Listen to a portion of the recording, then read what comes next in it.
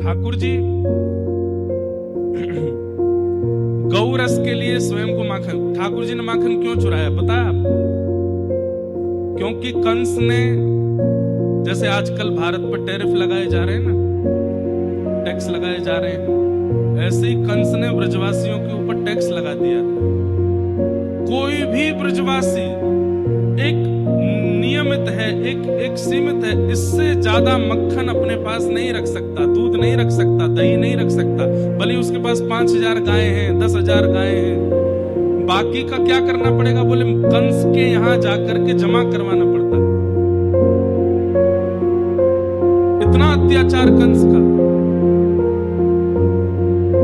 तब भगवान ने विचार किया, बोले गौरस पूरा कंस ले जाता है, मेहनत करें ब्रजवासी, गैयाओं को चराएं ब्रजवासी, सेवा करें ब्रजवासी, और माखन दूध दही घी ये सब रखेगा कंस। और फिर कंस क्या करता था? दुगने दाम में बेचता था, उससे धन कमाता था।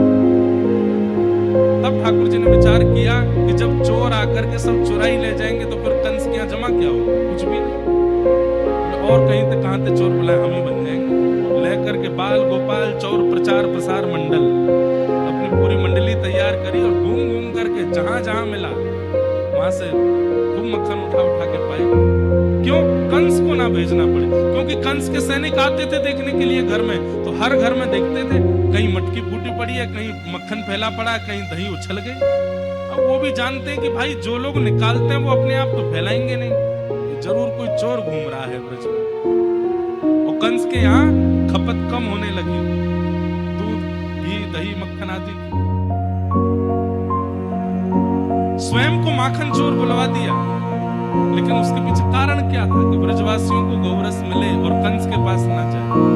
स्वयं को रणछोड़ बुलवाया, किस लिए? कि कहीं जरासंध ब्राह्मणों का सर धड़ से अलग ना कर दे। क्योंकि इस बार यदि ठाकुर जी हरा देते जरासंध को, तो जरासंध ने वहां पर सैनिक खड़े कर रखे थे कि जैसे ही समाचार मिले कि मैं हार गया, जो अनुष्ठान में ब्राह्मण बैठे हैं सबका सर धड़ से अलग कर दे। ठाकुर जी बोले ये हमें स्वीकार नहीं। भले दुनिया बोले रणछोड़, दुनिया बोले कायर, हम भागेंगे ब्राह्मणों की सेवा। गौ ब्राह्मण शिक्षा नारी, इनके सम्मान के लिए ठाकुर जी ने क्या नहीं किया। भरी सभा में द्रौपदी ने भुजा उठा करके जब पुकारा, वशन रूप है वस्त्र बन करके आ गए। और उस अवस्था में, जिस अवस्था में स्त्रियों को स्पर्श न करने की आज्ञा करते हैं कई लोग, उस अवस्था में है द्रौपदी। और तब ठाकुर जी आकर के केवल स्पर्श नहीं करते, सर्वांगीण अंग को ढक देते अपने स्वरूप से।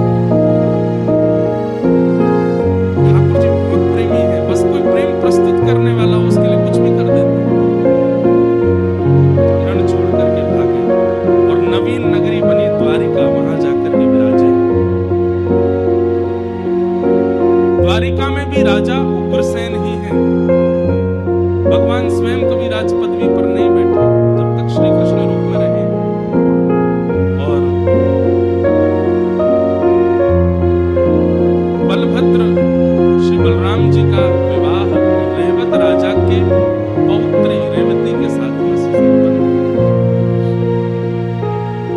अब यहाँ ठाकुर जी के विवाह का प्रसंग चलने लगा। भागवत जी में इतना स्पष्ट वर्णन है कि नारद जी महाराज जगह जगह भ्रमण करते हैं।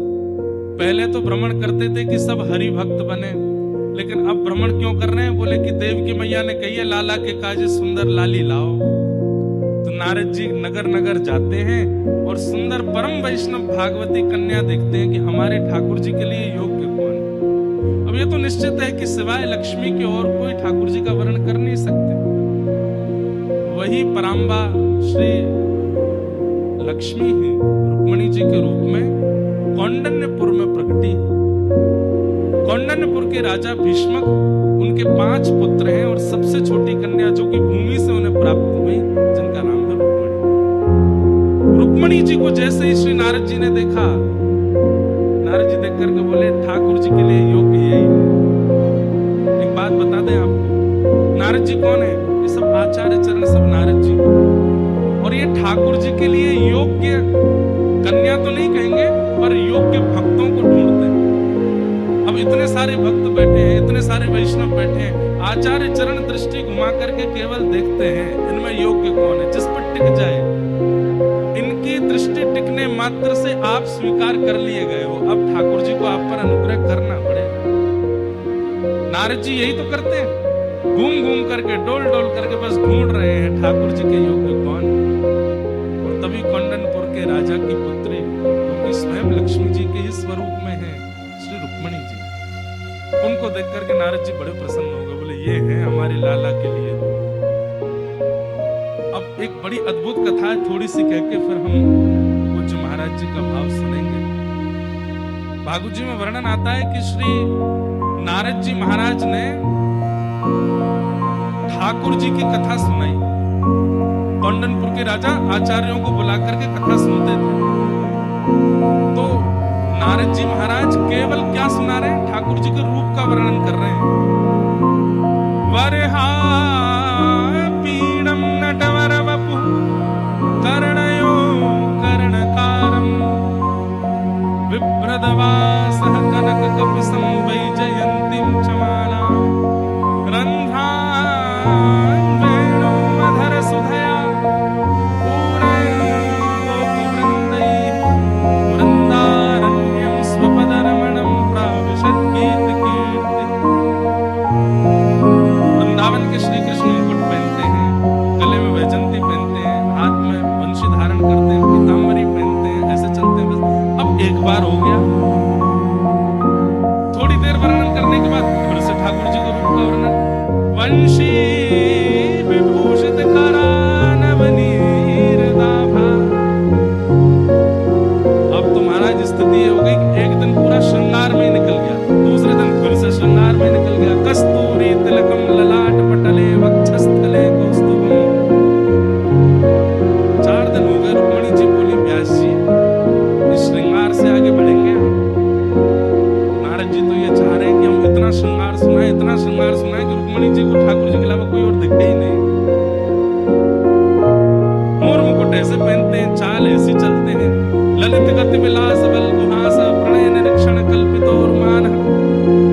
इतना वर्णन कर दिया कि अब स्थिति ये हो गई कि रुक्मणी जी जब चलती हैं तो कहीं मोर दिख जाता है तो अच्छा ऐसा मोर कुछ पहनते हैं। व्यास जी बता रहे थे चंदन की सुगंधी आती, ओहो ऐसी सुगंधी उनके तन में से आती है।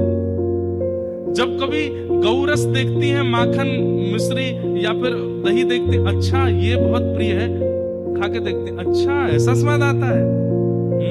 अब तो चिंतन करते करते करते करते रुक्मणी जी के चित्त में श्री ठाकुर जी ऐसे बस गए, अब तो स्वप्न में श्री कृष्ण, जहां जाए वहां कृष्ण, जिसको देखें वहां कृष्ण, वहीं जित देखूं उदित श्याममयी। नारद जी बोले अपना काम हो गया, अब दूसरी जगह करना है। बोले कहां? अब द्वारिका में। अब द्वारिका गए, वहां जाकर रुक्मणी जी का रूप वर्णन करने लगे ठाकुर जी को। आंखें ऐसी हैं, नासिका ऐसी है, बोलती ऐसी है, चलती ऐसी है। ठाकुर जी बोले आजकल आप कोई उपनिषद मीमांसा वेद आदि पर चर्चा नहीं करते, ये कहां से ये श्रृंगार वर्णन क्यों कर रहे हो? बोले जय जय, आपके योग्य कन्या है कौंडनपुर के राजा भीष्म की पुत्री। ठाकुर जी बोले ऐसा थोड़ी हम अपने आप मुंह उठा के कहीं भी चले जाएंगे, भाई है तो कृष्ण, आएगा वहां से संबंध तो ब्याह कर लेंगे, ऐसे थोड़ी कहीं भी चले जाएंगे। लेकिन यहाँ पर स्थिति ये हो गई कि इनके भाई रुक्मी ने इनका विवाह शिशुपाल के साथ सुनिश्चित कर दिया। रुक्मणी जी ने मन में विचार किया कि कहीं मेरा ब्याह हो जाए, अब मैं तो मन रूप से कृष्ण को वर्ण कर चुकी हूँ, किसी और से विवाह कैसे कर सकती हूँ। तब आपने ठाकुर जी को पत्र लिखा और पत्र में ठाकुर जी से कहा कि हे नाथ आप आकर के मेरा वर्ण कीजिए। श्रुत्वा गुणान् भुवन सुंदर्षं बतान्ते निर्विश्य कर्ण विवरै हरितोंगतापं रूपं दृशां दृशिमतामखिला त्वय्यच्युता विशत चैत्रमपत्रपं। पत्र लिखा और पत्र लिख करके एक ब्राह्मण के द्वारा ठाकुर जी के पास पहुंचवाया। जैसे ही ठाकुर जी ने पत्र पढ़ा तुरंत रथ लेकर के कौंडनपुर आए देवी पूजा के लिए श्री रुक्मणी जी जा रही हैं। बीच मार्ग से रुक्मणी जी का हरण करके ठाकुर जी द्वारिका ले आए। वसुदेव जी के आग्रह पर रुक्मणी जी वापस कौंडनपुर गई। पूरा नगर सजाया गया और फिर भगवान दुल्हा बन के विवाह करने के लिए गए कौंडनपुर में। तो रुक्मणी जी के साथ में भगवान श्री कृष्ण का विवाह संपन्न। बोलो रुक्मणी कृष्ण भगवान की। शास्त्र और आध्यात्मिक ज्ञान के लिए हमारे चैनल को सब्सक्राइब करें।